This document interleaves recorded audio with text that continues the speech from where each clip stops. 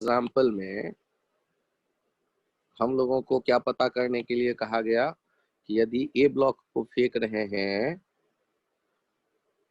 20 metre पर second से और बी ब्लॉक को फेंक रहे हैं उसी टाइम पे 10 मीटर पर सेकंड से, तो आप दोनों को एक साथ थ्रो कर रहे हैं, तो आपको बताना है यूसीएम क्या होगा। आपको बताना है एसीएम क्या होगा, फिर बताना है कि ये सेंटर ऑफ मास का जो हाइट होगा वो मैक्सिमम कितना होगा। जो दोनों बॉल के आसमान में जाते वक्त सेंटर ऑफ मास भी तो धीरे धीरे ऊपर जाएगा, तो मैक्सिमम हाइट कितना अचीव करेगा ये भी बताना है। तो हम इसे कैसे बनाएंगे, तो सॉल्व करते वक्त सबसे पहले ध्यान से देखिए यूसीएम कैसे लिखेंगे। m1u1 plus m2u2 m1 plus m2 2 into 20 plus 3 into 10 upon 2 plus 3 40 plus 30 upon 5 70 by 5 ये 14 मीटर पर सेकेंड। एसीएम कितना हो जाएगा m1a1 plus m2a2 upon m1 plus m2। चूंकि a1 a2 यदि एक जैसा होता है तो एसीएम भी वही होता है। Since a1 equals to a2 implies that ACM equals to A1।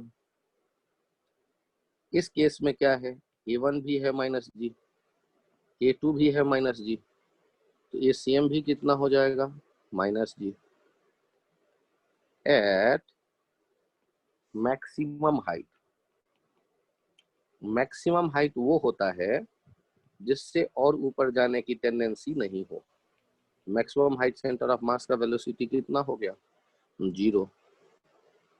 तब यदि आपसे कोई कहता है कि अब बताओ कैसे सेंटर ऑफ मास का मैक्सिमम हाइट देखोगे, तो VCM square equals to UCM square plus 2ACM SCM।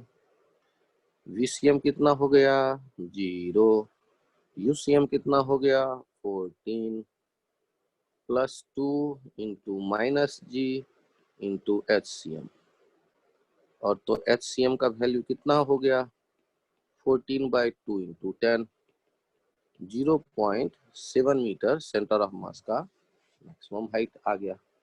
14 का स्क्वायर है क्या, तो मुश्किल यहाँ मैंने मिस किया, 14 का स्क्वायर है, तो यहाँ से ये इसीलिए थोड़ा कम लग रहा था। तो हमने यहाँ नेक्स्ट स्टेप क्या देखा 196 बाई 2 इंटू 10, ये हो जाएगा 18 9.8 मीटर।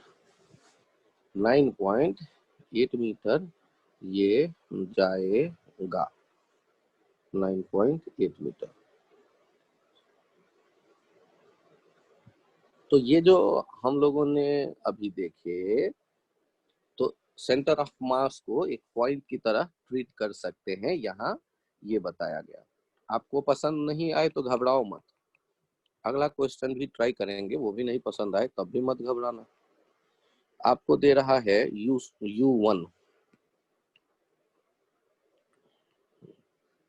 U1 दे रहा है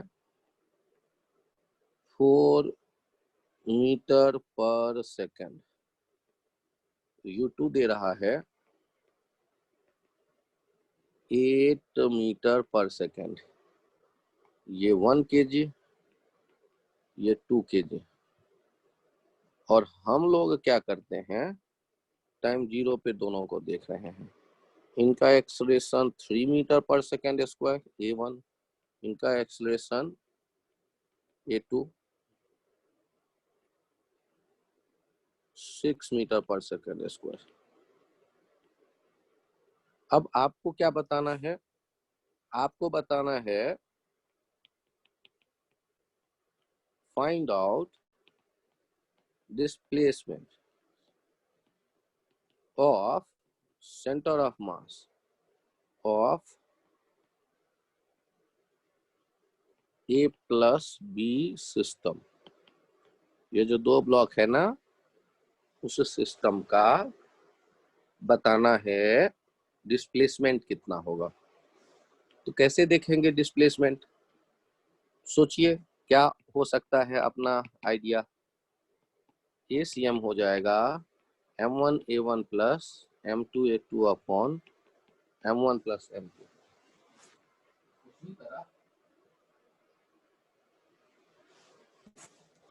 चेक कर लीजिए वैल्यू कितना हो गया। 1 into 3 plus 2 into 6 by 1 plus 2, तो ये आ जाएगा 15/3 5 मीटर पर सेकेंड स्क्वायर। तो UCM कितना हो जाएगा? M1A1 M1U1 plus M2U2 upon M1 plus M2। M1U1 U1 कितना है 4, M2U2 2 इंटू 8 बाय 1 प्लस 2, ये कितना हो गया 8 19 16 4 20/3 मीटर पर सेकेंड। और हम लोग SCM देखना चाहते हैं कितने देर में?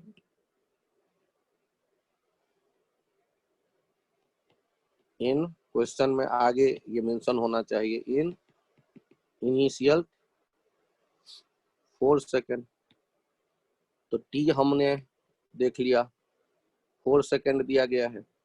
अब बताओ डिस्प्लेसमेंट के लिए कौन सा फॉर्मूला ठीक रहेगा? तो डिस्प्लेसमेंट के लिए सीधे सीधे हम लोग लिख सकते हैं SCM equals to UCMT plus half ACM into T square. ये ऐसे लिखा जा सकता है SCM equals to UCMT plus half ACM T square. बताओ तो अब SCM इक्वल्स टू UCMT वाला यदि कहानी हम लोग अप्लाई करते हैं तो UCM कितना हो गया? वो तो अभी अभी कैलकुलेट कर लिया है तुमने 20/3। और यदि 4 सेकेंड की बात करते हो तो इंटू 4 हाफ। ACM कितना हो गया था 5 टू कितना T स्क्वायर 4 स्क्वायर। सॉल्व कर लोगे रिजल्ट आ जाएगा। तो हम लोग सेंटर ऑफ मास के वैल्यू को लेकर इस तरह से प्रोसीड कर सकते हैं। अब आगे एक पॉइंट देखो जो कहता है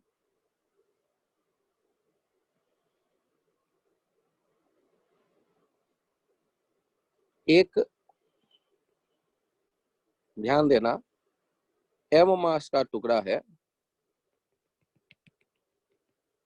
ऐसे देख रहे थे कि ये प्रोजेक्टाइल बनता और ऐसे आके गिरता, ये था सीन।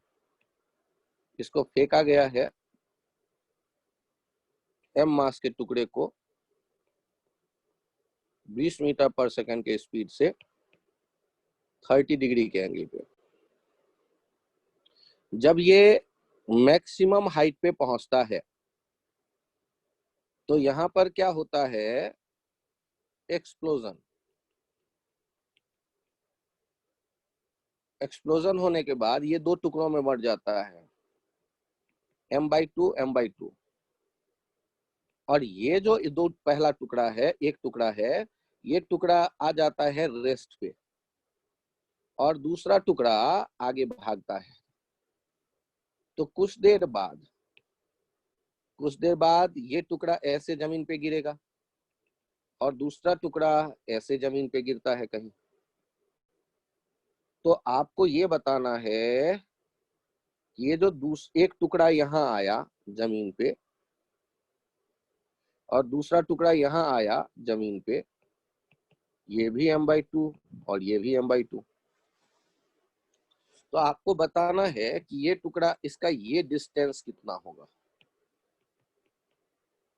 ये डिस्टेंस कितना होगा, कितना दूर जाके गिरा होगा।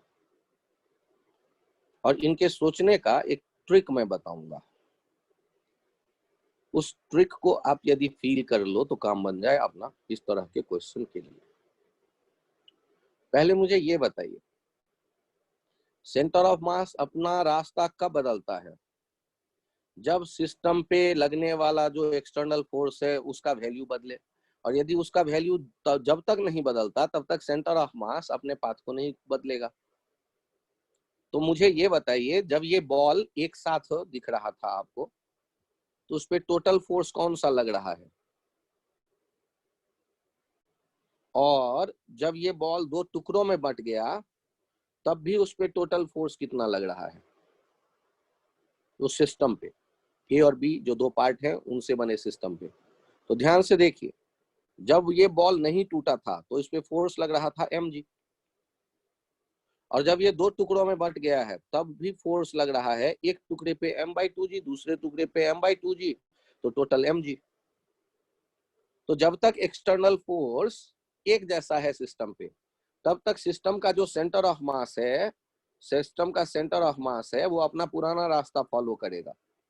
सर उसका मतलब, तो जैसे जैसे ये ब्लॉक दोनों नीचे आएंगे, सेंटर ऑफ मास अपना पुराना रास्ते पे ही नीचे आ रहा होगा।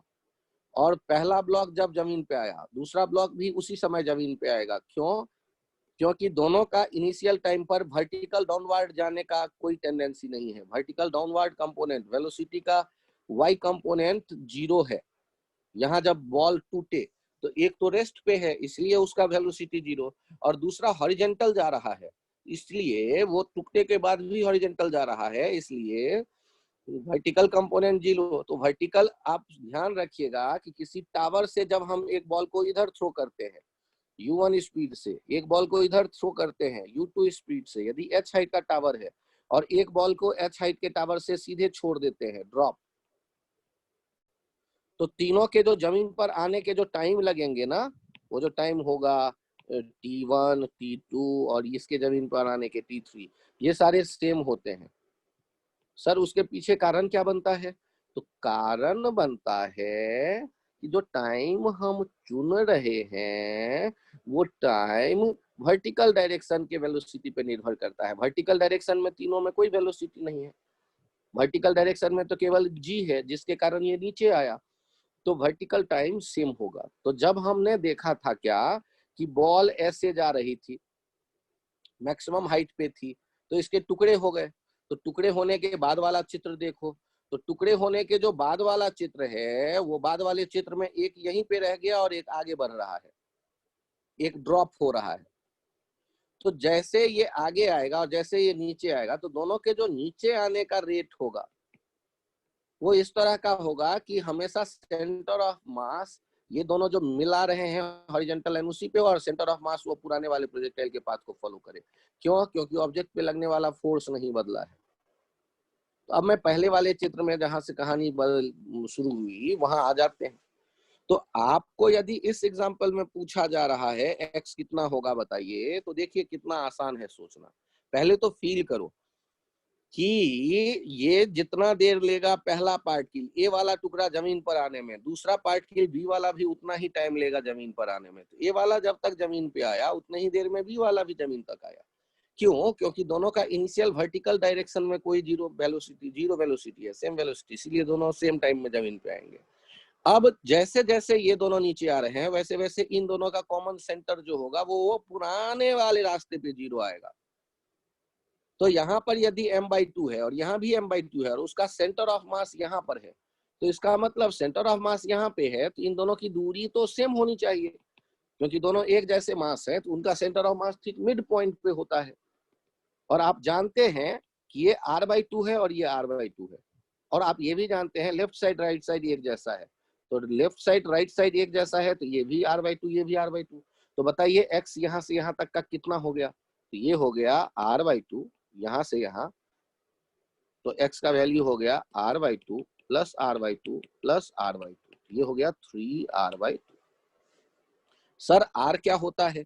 तो r जो होता है वो r का वैल्यू हम लिखना जानते हैं, एक फॉर्मूला है हमारे पास, r इक्वल्स टू होता है u square sine 2 theta by g, 20 square sine 2 into 30, 2 into 30 by 10, तो 400 का 40 हो गया और 60 का हो गया √3/2 साइन 60 का 20 √3, 20 √3 ये r हो गया, तो 20 √3 का r हो गया, ये तो 30 √3 हो जाएगा, क्योंकि 2 से डिवाइड करिएगा, 10 3 से मल्टीप्लाई किया 30 √3 मीटर होगा जहां वो टुकड़ा गिरा होगा। सर मजा नहीं आया, मेरे समझ में नहीं आया, तो आप घबराइए नहीं, बॉल फिर फेंका जाएगा और ये फिर से मैक्सिमम हाइट पे जाके टूटेगा 20 मीटर पर सेकेंड से। और आपसे कहा गया कि यहाँ आने के बाद जो इसके टुकड़े हुए हैं, एक टुकड़ा है 2m/3 और एक टुकड़ा है, ये टुकड़ा है 2m/3 और दूसरा टुकड़ा है m/3, m/3।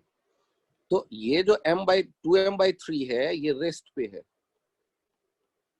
और m/3 आगे भाग रहा है। ये 2m/3 ऐसे नीचे आया और m/3 ऐसे कहीं गया।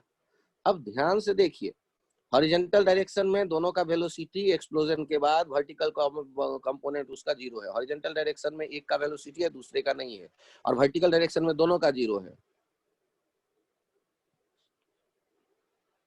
एक्सप्लोजन के बाद दो टुकड़े हो गए। अब ये एक टुकड़ा जैसे जैसे नीचे आ रहा है, दूसरा भी वैसे वैसे नीचे आएगा। सेंटर ऑफ मास अपने पुराने रास्ते पे रहेगा। सर सेंटर ऑफ मास पुराने रास्ते पे क्यों रहेगा? उसका कारण बन रहा है कि सिस्टम पे लगने वाला नेट फोर्स नहीं बदला, चाहे ये दो टुकड़े हुए और चाहे दोनों कंबाइंड था, तो सेंटर टोटल फोर्स mg लगता है। हाँ सुनने चाहिए और धोती हो यार एक बेर पे कोनो खास थे। तो ये जो है अब सेंटर यहाँ आया पुराना वाला, इसका पता है कोऑर्डिनेट r, 0, इसका कोऑर्डिनेट हम लिख सकते हैं r/2, 0, और इसका कोऑर्डिनेट हम ढूंढ रहे हैं x, 0। ये कितना है 2m/3, ये कितना है m/3, और अब हम ढूंढना चाहते हैं x कितना होगा।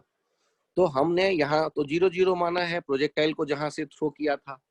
अब गौर करिए, हम सॉल्व करते वक्त क्या कर लेंगे, XCM इक्वल्स टू लिखेंगे m1 x1 है, नहीं देने दीजिए, m1 x1 plus m2 x2 upon m1 plus m2। तो XCM कितना हो गया, XCM हो गया r, m1 कितना हो गया 2m/3, x1 कितना हो गया r/2, m2 कितना हो गया m/3, x2 कितना हो गया वही x जो हम ढूंढ रहे हैं, और डिवाइड किससे करोगे, टोटल m से। यदि ऐसा है तो हम अब इन्हें सॉल्व करते वक्त क्या करें, तो एक जो m है वो जो सम करते हैं ना 2m/3 प्लस m/3, तो वो तो m था ही ना, ये तो मुझे पता ही है, तभी तो उसके दो टुकड़े हैं ये 2m/3, तो सम करके नीचे डायरेक्ट हमने m लिख दिया। अब यहाँ देखो ना, ये m गया, ये m गया, ये m गया, ये 2 गया, ये 2 गया। अब यहाँ पर आ गया r, यहाँ से क्या निकल करके आया, r equals to r/3 plus x/3, 3 से मल्टीप्लाई कर लो, 3r लेफ्ट साइड हो जाएगा, right side r plus x रहेगा, और x कितना हो जाएगा 3r minus r, that is 2r। तो x हो जाएगा 2r x। बहुत बढ़िया सोम। तो ये जो टेक्निक है, ये टेक्निक है एक जो आप फॉलो करेंगे ऐसे हर एक क्वेश्चन में जहां पर टुकड़े होने की बात करता है, सेंटर ऑफ मास वाला आइडिया वहां हम यूज कर लेते हैं। ध्यान से देखिए, ऐसा भी हो सकता है कि आपसे कहे कि ये जो यहाँ पहुंचा ना, इसके ऐसे जा रहा था और एक्सप्लोजन हुआ, ऐसे फेंका गया था 20 मीटर पर सेकेंड से 30 डिग्री पे, और इसके एक्सप्लोजन होने के बाद इसके 3 टुकड़े हो गए m/3 m/3 m/3। नीचे वाला रेस्ट पे हो गया, आगे वाला इधर जा रहा है, और दूसरे वाले के बारे में, इसके बारे में कहा गया retrace its path, retrace its path. एक टुकड़ा पुराने रास्ते से वापस जा रहा है, एक टुकड़ा जमीन की तरफ वर्टिकल डाउनवर्ड गिरेगा क्योंकि रेस्ट पे है, और एक टुकड़ा आगे कहीं जाके गिरेगा। इसका मतलब ये हुआ कि एक टुकड़ा फाइनली यहां आके गिरा, एक टुकड़ा आगे जाके कहीं गिरा, और एक टुकड़ा यहां वापस आ गया पुराने जगह पे। अब इन सेंटर ऑफ मास कहाँ आया होगा? अभी तक का जो लॉजिक चल रहा है उसके हिसाब से सेंटर ऑफ मास, इन तीनों टुकड़ों का सेंटर ऑफ मास। इसका कोऑर्डिनेट r0, r का फॉर्मूला हम जानते हैं u² sin 2 theta by g, derive करके रखा हुआ है। r कहां से कहां तक होता है? प्रोजेक्टाइल, ये जो प्रोजेक्ट करते हैं पार्टिकल, उसका जो हॉरिजॉन्टल डिस्प्लेसमेंट होता है वो कहलाता है r। तो चूंकि ये है ना r, इसीलिए r0 इसका कोऑर्डिनेट। यहाँ 0 0 हम मान लेते हैं, ये y एक्सिस, इधर x एक्सिस। अब ये देखिए, इसका कोऑर्डिनेट लिखेंगे r/2, 0 सिमेट्री से, और पहले वाले का तो 0 0 दिख ही रहा है, और ये लास्ट जो इधर m/3 है, इसका हमने वही x ढूंढना है। ये जो x है, यही x हमसे पूछा जा रहा है कि कहाँ जाके गिरा अगला वाला टुकड़ा। तो इनके लिए भी हम क्या सोचने वाले हैं सॉल्व करते वक्त? Relation XCM equals to summation MIXI upon summation MI। Sir काम की बात करो। XCM दैट इज R, पहला m/3 इंटू 0, दूसरा m/3 इंटू r/2, तीसरा m/3 इंटू x, और उसको डिवाइड किससे करते हैं? m से। अब देखिए, m गया, m गया, m गया, m गया। 3 से यदि हम मल्टीप्लाई करना चाहें तब भी काम बनेगा। 3r equals to r/2 plus x, तो यहाँ से x निकल आना चाहिए। x equals to 3r minus r/2, 5r/2, 2.5r। तो ये 2.5r के बराबर आ जाएगा। जिन बच्चों को ये तीनों में से कोई एक दो समझ में आ रहा हो वो हैंड राइज करिए, थोड़ा थोड़ा समझ में आ रहा हो। सोमदत्त, कुशल, शिवेंद्र, कीर्ति, केतव, क्षितिज, प्राप्ति, माइशा, कार्तिक, अजिंक, अंश, दिव्यांशु, वेदांत, सौमिल, महक। अरे क्या बात है, बहुत बढ़िया। आर्यन, आदित्य, भव्य, कार्तिक। आदित्य बालक, कहाँ फंस रहे हो तुम? मंगल ग्रह का कंसेप्ट लग रहा है क्या ये? यार 3 एग्जाम्पल तो दिए, और भी दूं 2-3 एग्जाम्पल। कार्तिक, लक्षिता, लक्षिता कहाँ हो? लक्षिता,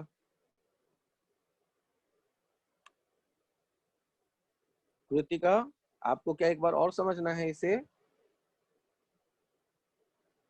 नो सर, सर वो हैंड रेज नहीं हो रहा था। अच्छा कोई नहीं। अब यदि हम लोग मान के चलें कि ये थोड़ा थोड़ा हमारे समझ में आया, तो एक और आइडिया हमने कलेक्ट किया। अब यहाँ से एक इंटरेस्टिंग फॉर्मूला, एक आइडिया और आ रहा है, मैं चाहता हूं कि वो आप समझे, सुने।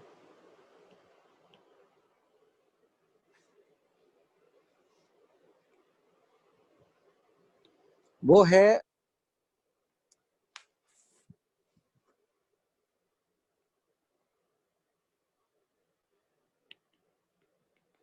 Newton's law of collision.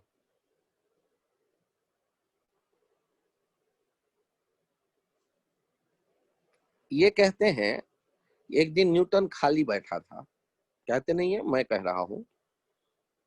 Newton एक दिन खाली बैठा था, तो उसने क्या किए, मार्बल, कंचे कंचे लेकर के खेलना शुरू किया। 2 कंचों को एक से दूसरे को हिट करता था, कहीं ना कहीं टक्कर होता था,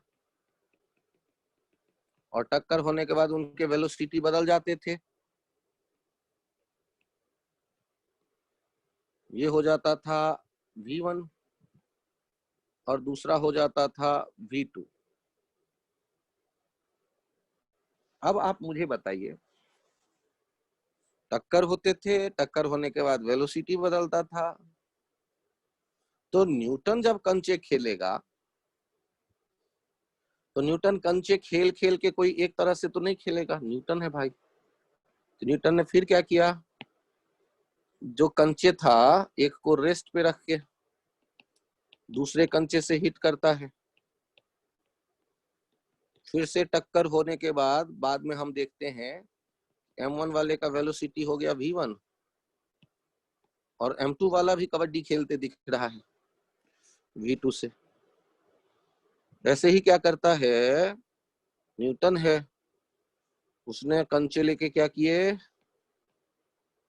ये एक इधर आ रहा था u1 से और दूसरा जो है वो u2 से इधर फेंका, दोनों कहीं ना कहीं कोलिजन हुआ। कोलिजन के बाद दिख रहा है कि एक इधर आ गया वापस और एक उधर भाग रहा है m1 v1 से। ऐसे उसने बहुत से कंचे फेंक मार के देखा क्या उसने उसने फाइनली ये देखा कि जब कंचे टकराएंगे तो उनमें अप्रोच नजदीक आने की टेंडेंसी होगा, और जब कंचे अलग हटेंगे तो उनमें सेपरेशन का टेंडेंसी होगा।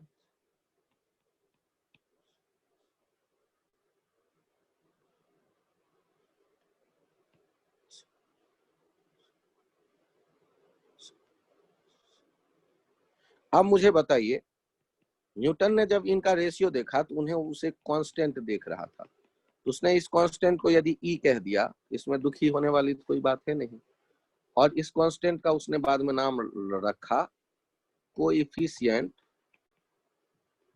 Of restitution. Coefficient of RISTITUTION, coefficient of restitution. तो नाम सुन के पता तो चल ही गया कि अब हम लोग इसको ई बोल लेंगे और आगे ज्यादा परेशान होने की सोचेंगे नहीं।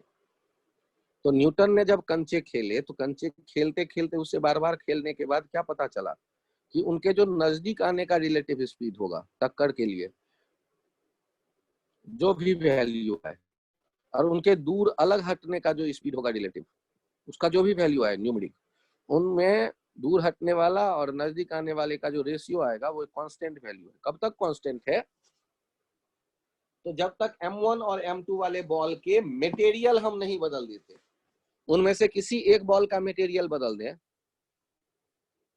तो ये ई का वैल्यू बदल जाएगा, और जब तक मटेरियल नहीं बदलेंगे तब तक ई नहीं बदलेगा। तो ये दो बॉलों के लिए इनका वैल्यू कुछ फिक्स आता था, और इनके इस कोएफिशिएंट ऑफ डिस्ट्रीब्यूशन ई के वैल्यू को देखा क्या गया कि ई का वैल्यू 0 और 1 के बीच है। ठीक, अब यहां पर आ जाता था टाइप ऑफ कोलिजन। तो टाइप ऑफ कोलिजन में पहला होता था इलास्टिक कोलिजन। इलास्टिक कोलिजन जब E1, दूसरा होता था inelastic collision E not equals to 1, तीसरा होता था perfectly elastic collision E equals to 0, ball sticks due to collision, ball sticks due to collision, ये इनइलास्टिक। और जो सिलेबस में नहीं है, आईआईटी ने आज तक 40 सालों में एक बार यूज किया है, सुपर इलास्टिक कोलिजन। ये सिलेबस में नहीं है। E is greater than 1। IIT ने 40 सालों में एक बार गलती से यूज किया है, सुपर इलास्टिक कोलिजन। तो ये नाम मान लो एक दिन में याद नहीं होगा, हम इसे भूलेंगे। अच्छा ये बताओ, इलास्टिक वर्ड आने से क्या आपको ऐसा फील आ रहा है कि मिट्टी का गोला हम दीवार पे मारे तो जाके चिपक जाएगा, और यदि बढ़िया इलास्टिक का बॉल होगा, वो क्रेजी बॉल टाइप, तो वो जितने वेलोसिटी से दीवार पे टक्कर मारेगा उतने ही से वापस आ जाएगा। तो इलास्टिक कोलिजन में एक खास आइडिया होता है, conservation of energy valid. Conservation of energy valid मतलब एनर्जी लॉस नहीं होता है इलास्टिसिटी के कारण, कि वो क्रेजी बॉल के जैसा, या जितना एनर्जी से उसे आपने मारे दीवार पे उतने से ही वो वापस चला आएगा। और यदि सोचो ना, खिलौना बनाने के लिए आप लोग तो शहर के बच्चे हो, गीली मिट्टी से तो हाथ गंदी हो जाएगी, तो आप लोग क्ले खरीद के लाते हो स्टेशनरी शॉप से, क्ले का बॉल बना करके मारो दीवार पे जोर से, तो क्या लगता है जितने जोर से दीवार पे मारोगे उतने से वापस आएगा। और एक दुकान से क्रेजी बॉल खरीद के ले आओ और उसको मारो दीवार पे जोर से, थोड़ा हट लेना, वो आने वाली है वापस। तो जब हम वर्ड यूज करेंगे इलास्टिक कोलिजन, तो इलास्टिक कोलिजन का मतलब ये ध्यान रखिएगा कि इसमें एनर्जी लॉस नहीं होगा। मतलब यहाँ ये तुरंत दिमाग में आना चाहिए, no energy loss, energy loss. और बाकी जो कोलिजन है ये दोनों, इसमें एनर्जी लॉस होगा। इनमें सबसे ज्यादा एनर्जी लॉस 3 वाले में होगा, और चौथा वाला जो होगा, वो चौथा वाला अपने सिलेबस में नहीं है, आईआईटी ने गलती से एक बार टच कर दिया, हायर लेवल्स में है। वो ये कहता है कि टक्कर होने पर एनर्जी बढ़ गई, टक्कर होने पर एनर्जी यदि बढ़ गई, ऐसा यदि कभी हुआ तो उसको हम कहेंगे सुपर इलास्टिक कोलिजन। सर ऐसा कैसे हो सकता है, ये तो असंभव है। अरे यार, इस तरह का कोई मटेरियल था कि टक्कर हुआ और उसके भीतर में उस मटेरियल की कुछ एनर्जी काइनेटिक में कन्वर्ट हो गई टक्कर होने से। तो इस तरह की कभी सिचुएशन यदि आ जाए तो उसके लिए हम लोग कहते हैं सुपर इलास्टिक कोलिजन। सर इतने टर्म मुझे नहीं याद रहेगा, तो आज मैं वो याद रखने को कहूंगा भी नहीं। मैं आपसे जो एक्सपेक्ट कर रहा हूं वो मैं आगे बताता हूं। मुझे ये बताओ, आपको ये सेपरेशन और अप्रोच यदि ये समझ में आ जाए तो मुझे लगेगा मेरा काम हो गया। ध्यान से देखिएगा, एक बॉल है और ऐसे आ रहा है 18 मीटर पर सेकेंड की तरफ हॉरिजॉन्टल सरफेस की तरफ, और E का वैल्यू कहा गया है 1/2 बॉल और सरफेस के बीच में, ये गिवन है।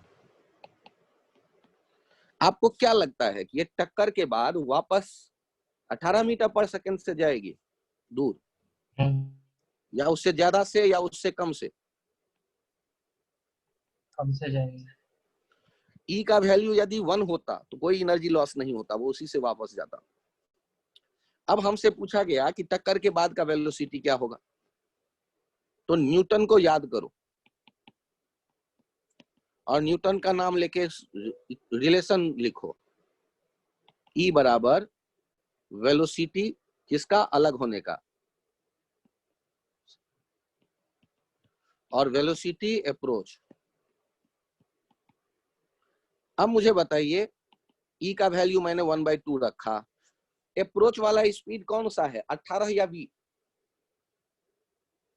और सेपरेशन वाला कौन सा है? मेरे नाम पे मत ध्यान दीजिएगा, मैं तो गलत फलत यहाँ लिखता रहता हूँ। इनमें से कौन सा लग रहा है अप्रोच और कौन सा लग रहा है सेपरेशन?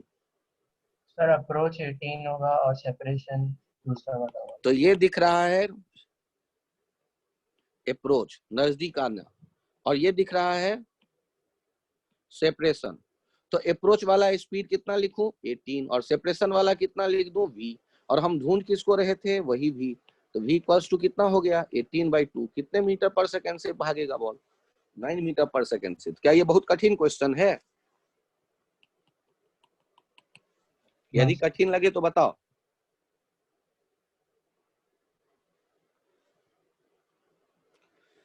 फिर से देखो, ये एक दीवार और ये बॉल ऐसे जा रही है 20 मीटर पर सेकंड से, और ई का वैल्यू है 1/4। तो दीवार से जाकर टक्कर होने के बाद मुड़ के वापस भी तो आती होगी बॉल। ये v डैश कितना होगा ये हम ढूंढ रहे हैं।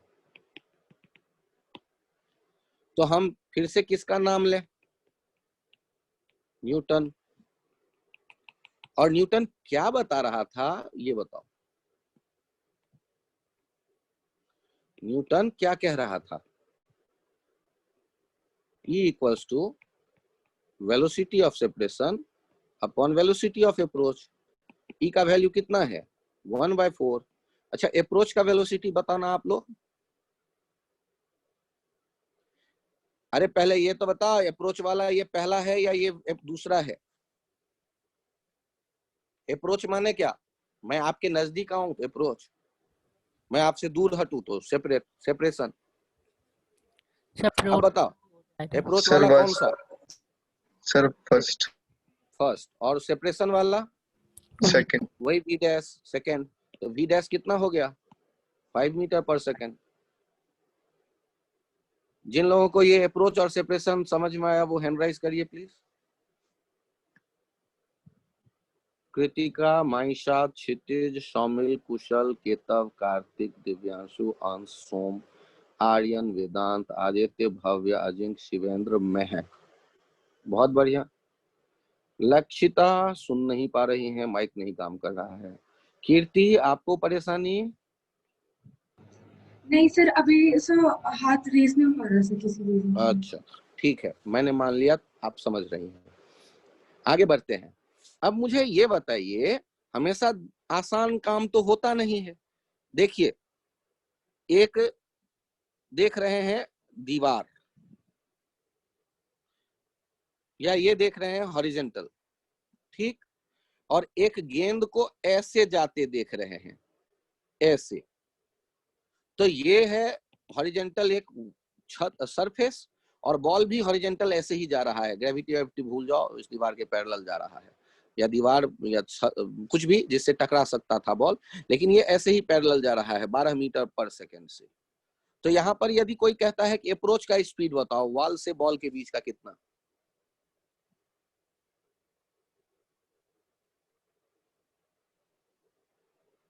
चलो नहीं बोल पाए तो सेपरेशन का स्पीड बताओ।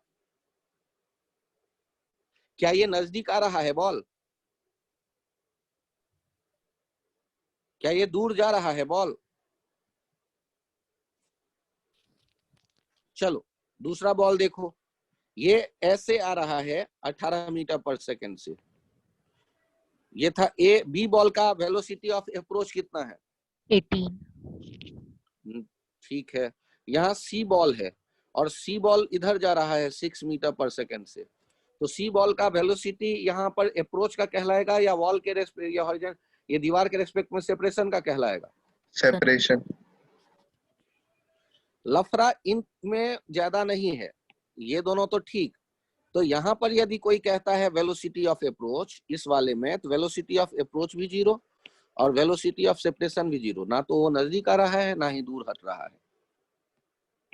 अच्छा सर, अच्छा तो बताओ आप।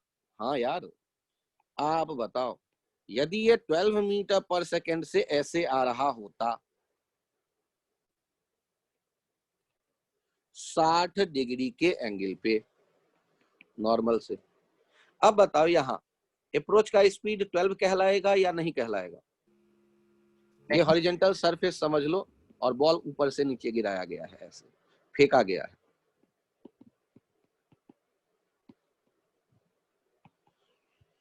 तो क्या अप्रोच का स्पीड में 12 कह दूं? नो सर, क्या दिक्कत है? 12 cos। सर आप ना 12 के कंपोनेंट बना लो।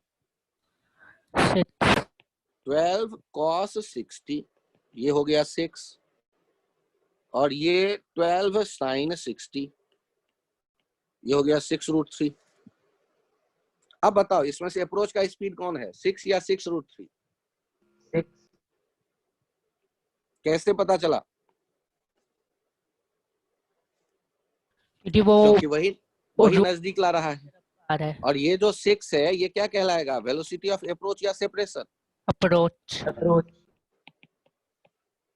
तो वेलोसिटी ऑफ सेपरेशन अप्रोच एक खास वर्ड है, उसका एक मीनिंग है।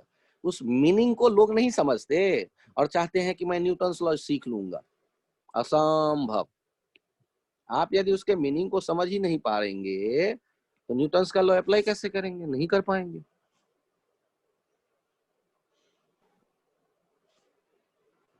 अच्छा ये बताओ, ये 6 मीटर पर सेकेंड से आ रहा होता और ये रेस्ट पे होता तो वेलोसिटी ऑफ अप्रोच कितना हो जाता ए और बी के बीच? अरे बोलो ना यार, 6 मीटर पर 6 सेकेंड। मीटर पर सेकंड। इसमें कौन सा ज्यादा, तो हम ऐसे सोच रहे हो जैसे मंगल ग्रह का कंसेप्ट पूछ लिया मैंने। देखो यहाँ 18 मीटर पर सेकेंड से ये चल रहा है और दूसरा 8 मीटर पर सेकेंड से चल रहा है। यहाँ अप्रोच होगा या सेपरेशन होगा, पहले तो ये बताओ। अप्रोच। कितना लिखोगे अप्रोच का स्पीड? 10 मीटर पर सेकंड। अरे शानदार जवाब। लेकिन यदि ये ए होता, ये 18 मीटर पर सेकेंड और ये 38 मीटर पर सेकेंड, तो यहाँ अप्रोच वर्ड यूज होता या सेपरेशन वर्ड यूज होता? सेपरेशन। कितना सेपरेशन का स्पीड? पर सेकेंड 30 मीटर पर सेकेंड, 20 मीटर पर सेकेंड। अब ये बताओ कि ये बॉल इधर जा रहा है ए 8 मीटर पर सेकेंड से और ये बॉल इधर आ रहा है 6 मीटर पर सेकेंड से, ये अप्रोच है या सेपरेशन है? अप्रोच कितना? सेकेंड 14 मीटर पर सेकेंड। परफेक्ट। और यदि ऐसा होता, ये इधर जा रहा है 16 मीटर पर सेकेंड से ए और बी भी इधर जा रहा है 8 मीटर पर सेकेंड से, तब अप्रोच या सेपरेशन? सेपरेशन कितना? 24 मीटर पर सेकेंड। जिन लोगों को यहाँ तक की कहानी ठीक ठाक लगी वो हैंड राइज करो जल्दी जल्दी। आदित्य, सोम, कृतिका, केतव, वेदांत, अंश, माइसा, कीर्ति, प्राप्ति, दिव्यांशु, शिवेंद्र, क्षितिज, सौमिल, कार्तिक, अजिंक्य, आर्यन, महक। बहुत बढ़िया।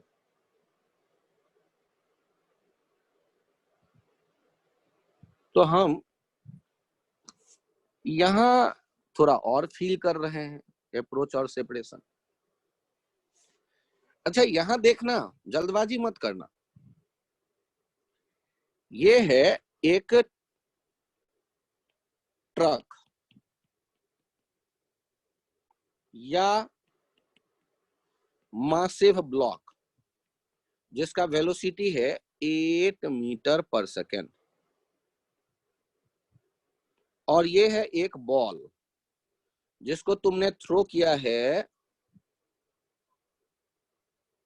12 मीटर पर सेकेंड के स्पीड से ट्रक की तरफ,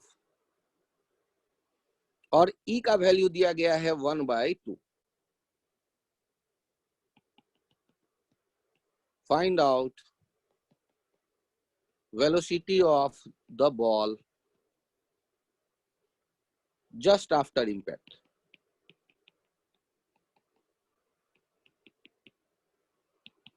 हम ये मान के चलते हैं मोशन हॉरिजॉन्टल ही है, ग्रेविटी के इफेक्ट नेग्लिजिबल, बहुत तुरंत गया हो रहा है। 10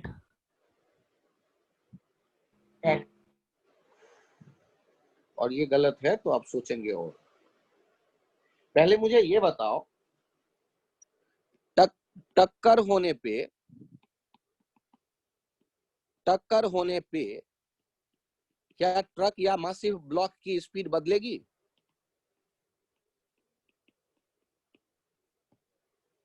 नो सर। यदि ट्रक कहे या मासिव ब्लॉक कहे तो उसकी स्पीड नहीं बदलेगी। आपने गेंद से हिट किया तो, बॉम्ब से थोड़े ना मारा है, गेंद से हिट किया है। 2ID। तो पहले वेलोसिटी ऑफ अप्रोच कितना दिख रहा है आपको? 20। और बाद में वेलोसिटी ऑफ सेपरेशन कितना दिख रहा है? बाद में वेलोसिटी ऑफ सेपरेशन कितना दिख रहा है? जरा ध्यान से देखिएगा, v0 - 8। और सॉल्व करते वक्त कौन सा रूल अप्लाई करेंगे? E बराबर velocity of separation upon velocity of approach. क्या आ गया? 1/2 इक्वल्स टू अप्रोच हो गया 20 और सेपरेशन हो गया v0 - 8। इसको सॉल्व करेंगे तो ये हो जाएगा 10 इक्वल्स टू v0 - 8। ये हो जाएगा 26 v0। ये हो जाएगा, सॉरी यहाँ 10 है, 10 और 8 18 मीटर पर सेकेंड हो जाएगा v0। तो टक्कर के बाद ये गेंद की स्पीड हो जाएगी 18 मीटर पर सेकेंड। और घबराना मत, ये 3-4 एग्जाम्पल के बाद आधे बच्चों के तो समझ में जरूर आ जाता है, सर बाकी आधे अगला और 3-4 एग्जाम्पल ढूंढते हैं, घबराना मत। और कुछ के एक बार में समझ में आ जाता है, ये उनकी खासियत है, ये बच्चों की खासियत है, मेरा कुछ नहीं। ये है ट्रक और ये जा रहा है 6 मीटर पर सेकेंड से, और एक बॉल आप थ्रो करते हो इसकी तरफ 14 मीटर पर सेकेंड, और ई का वैल्यू है मान लो 1/3। आपको बताना है V ball after impact, just after impact कितना होगा। तो पहले तो आप चित्र बना लो, क्योंकि चित्र बना रहेगा तो फील आएगा। ये तो 6 मीटर पर सेकेंड नहीं बदलेगा, और बॉल का स्पीड v0 मान लिया। और फिर शुरू हो जाओ न्यूटन का नाम लेके, न्यूटन न्यूटन बोलने, न्यूटन जय हो। E बराबर velocity of separation upon velocity of approach. E का वैल्यू हो गया 1/3। वेलोसिटी ऑफ अप्रोच कहाँ पर है? 6 + 14। और वेलोसिटी ऑफ सेपरेशन कहाँ है? v0 - 6।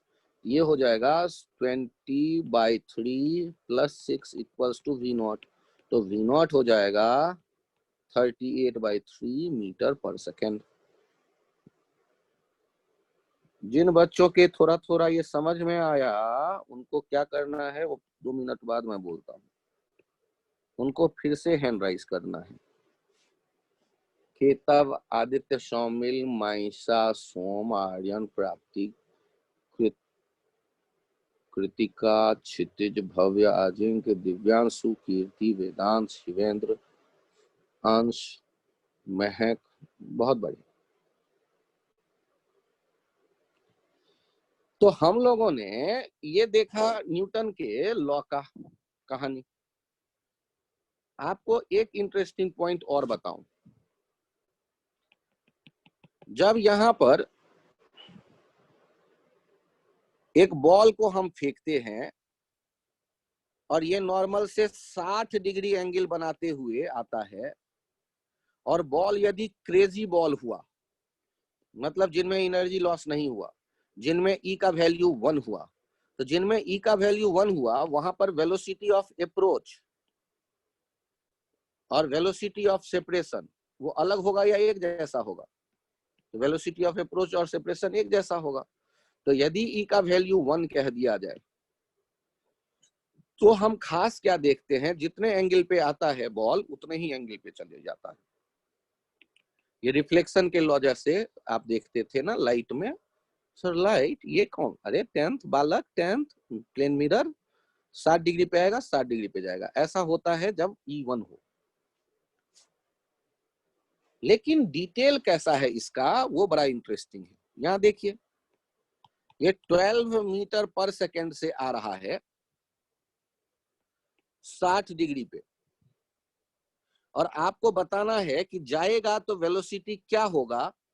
ई का वैल्यू है 1/2। इंटरेस्टिंग। ऐसे क्वेश्चन कैसे बनाएंगे आप? ये बड़ा ट्रिकी है, ये दिखता नहीं है बच्चों को, कुछ रट्टा मार ले वो अलग।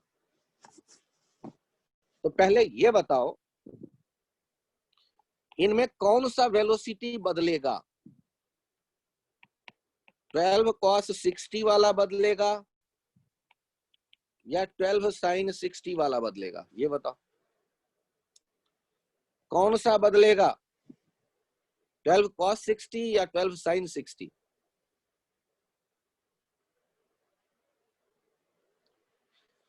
तो उसके लिए मैं आपको बॉल लाते दिखवाता हूं, ध्यान से देखना। बॉल ऐसे आ रहा है, तो आपको क्या लगता है कौन सा पॉइंट बॉल का पहले टच करेगा? वो जमीन पे यहां जाके टच करेगा या यहां टच करेगा? और यदि पहले टच करेगा तो उस बॉल पे कौन सा फोर्स आने वाला है? सेंटर से गुजरेगा, नॉर्मल। सेंटर से ही क्यों गुजरेगा? क्योंकि रेडियस टेंजेंट पे परपेंडिकुलर होता है।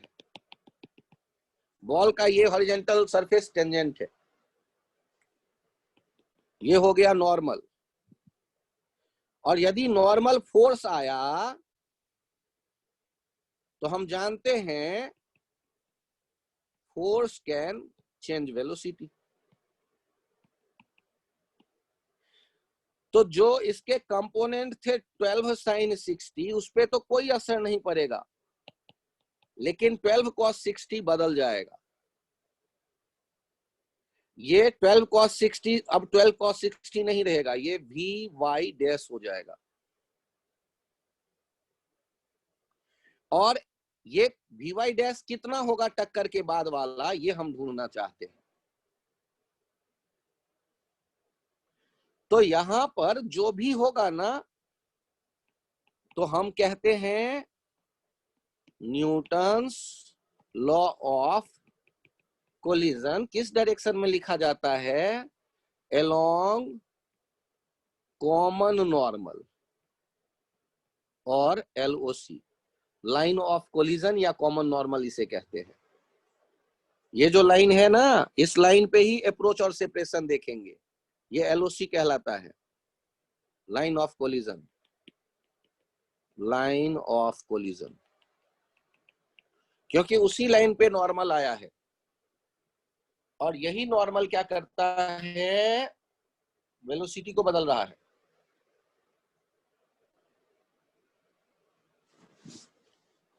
Line of collision,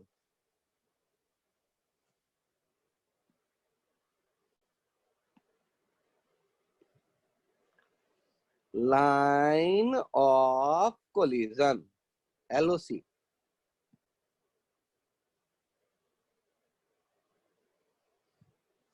Newton's law of collision along common normal और LOC, लाइन ऑफ कोलिजन। अब यहां मुझे ये बताइए, न्यूटन लॉ तो बदलेगा नहीं, वो लॉ क्या कहता था चिल्ला चिल्ला के? E velocity of separation upon velocity of approach. ध्यान से देखिएगा, E वेलोसिटी ऑफ अप्रोच कितना? ध्यान से देखिए, यहाँ जो वेलोसिटी था उसे U कहते थे, इसे UX कह दिया, इसे UY कह दिया। देखिएगा UX VX जो होगा, VX वो UX के ही बराबर रहेगा। लेकिन ये जो UY था और ये जो VY है, और ये जो VY है, उसमें अंतर आ रहा है। कैसे? तो VY जो है ये हो गया एक सेपरेशन वाला, और UY जो हो गया वो अप्रोच वाला। तो ये UY और ये VY, तो VY वाला क्या हो जाता है? E times UY। सर बड़ा लफड़ा है। अरे तो एक पेज पीछे आ जाओ ना। मुझे ये बताओ, जब इस बॉल को आप टक्कर के बाद जाते देखेंगे तो कौन सा नहीं बदला होगा? 12 sin 60, क्योंकि इस डायरेक्शन में कोई फोर्स नहीं आया। और वेलोसिटी जो y वाला होगा VY, ये कितना लिखेंगे आप? E times UY। E times मतलब 1/2, और ये 12 cos 60, तो 1/2 इंटू 12 cos 60, ये चेक करिए कितना हो गया? 1/2 इंटू 12 cos 60, ये हो जाएगा 3। और ये हो जाएगा 6√3। तो v का वैल्यू कितना हो जाएगा 6√3 स्क्वायर प्लस 3 स्क्वायर। तो यहां से v आ जाता है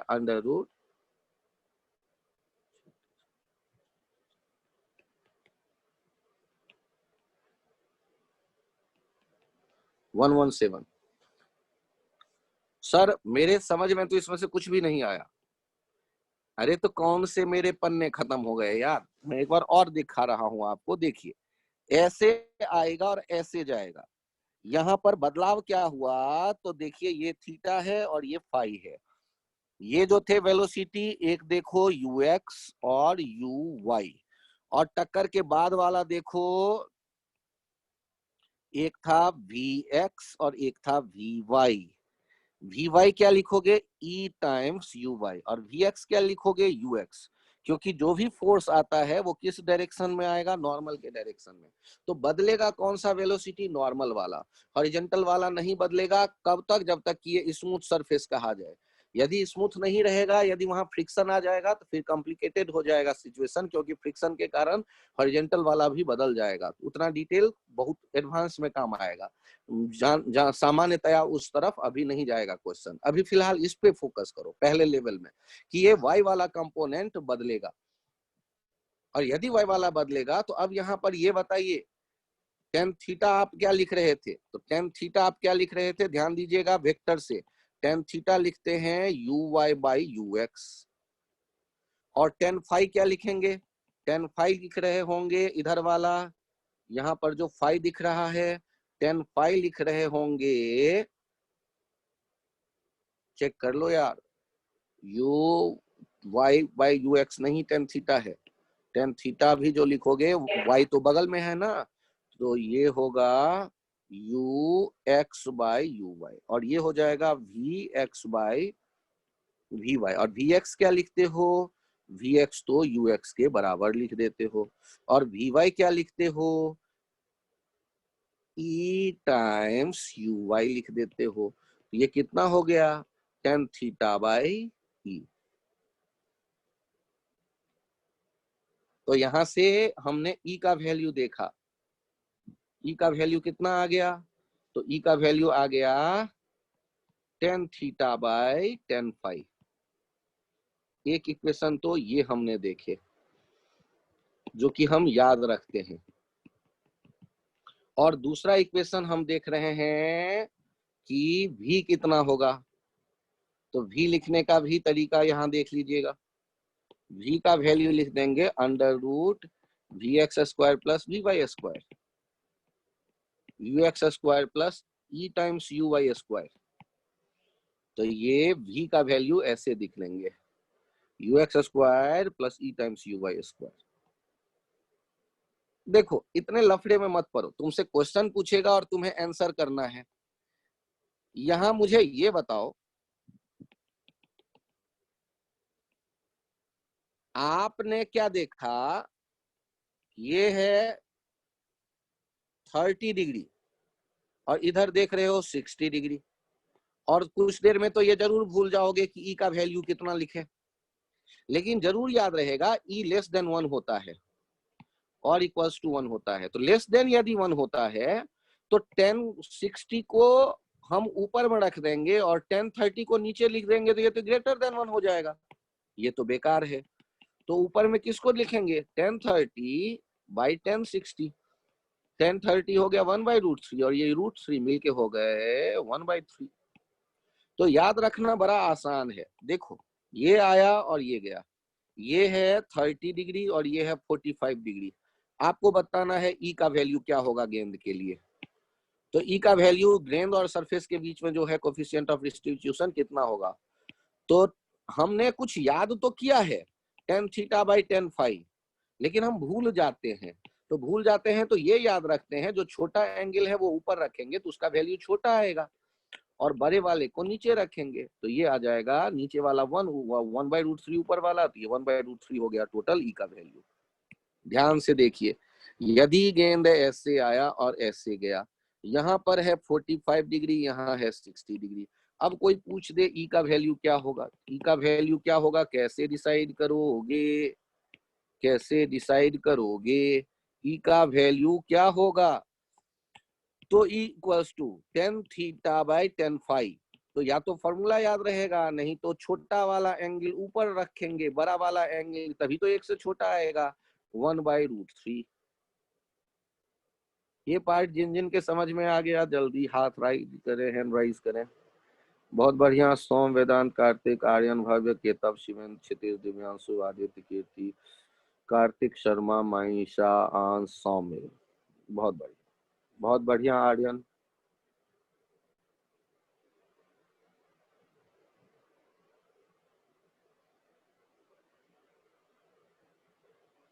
ठीक, तो ये जो हमने यहाँ देखा, हमने अब u हमें यदि दे देता है और तब यदि हमें v पूछता है तो v लिखने के लिए हमारे पास एक आइडिया तो है ही, ux² plus e times uy²। v लिखने का एक तरीका ये तो हमारे पास है ही, इनको फॉलो कर सकते हैं। न्यूटन्स लॉ ऑफ कोलिजन, उसमें ध्यान से देखिएगा, अप्रोच और सेपरेशन कैसे देखते थे, किस लाइन के अलोंग देखते थे? along the common normal. We have to find velocity of separation and velocity of approach. Then use E equals to velocity of separation upon velocity of approach. Along the common normal, या लिखते हैं along LOC. LOC का मतलब line of collision. Along line of collision.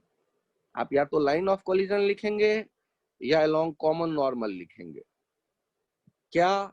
E equals to velocity of separation upon velocity of approach, और किसी line पे नहीं लिखा जाता है। और उसके बाद हमने ये देखा कि फॉर्मूले में क्या क्या होगा। न्यूटन ने कंचे खेले, तो निश्चित रूप से दो एलिमेंट होंगे और उनके, या एक बॉल होगा एक दीवार होगा। अरे बॉल है तो कहाँ मारोगे कि वो वापस आएगा? दीवार पे। तो वो इंटरैक्शन जहां भी होगा ना, तो जब ई का वैल्यू कहोगे तो जिन दोनों के बीच इंटरैक्शन है वो उनके मटेरियल पे डिपेंड करेगा। मटेरियल बदलेगा तो ई बदलेगा। और ई का जो वैल्यू देखा गया है आपके जेई वाले सिलेबस में लेस देन 1, लेस देन और इक्वल्स टू 1, और 0 से इक्वल्स टू या निगेटिव कभी नहीं होता। ई नेवर बी निगेटिव,